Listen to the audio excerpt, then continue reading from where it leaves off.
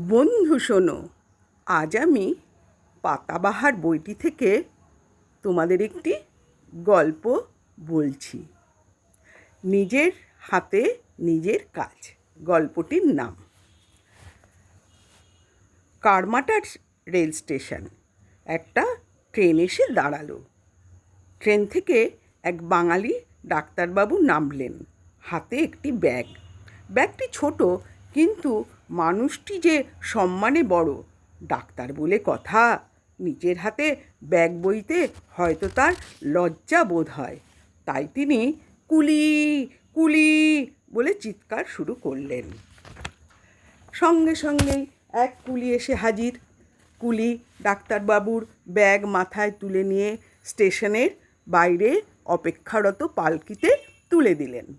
তারপর সে যখন চলে যেতে উদ্যত হলো, তখন ডাক্তারবাবু তাকে ডাকলেন এবং তাকে কিছু পয়সা দিতে চাইলেন পারিশ্রমিক হিসেবে। কুলি বলল, পয়সা লাগবে না। ডাক্তারবাবু বললেন, কেন?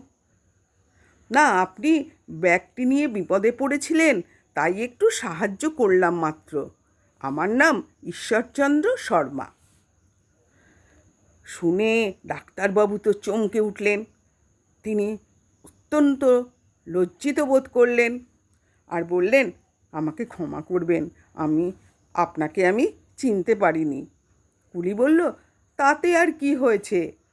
ডাক্তারবাবুর কিন্তু সেদিন উচিত শিক্ষা হলো।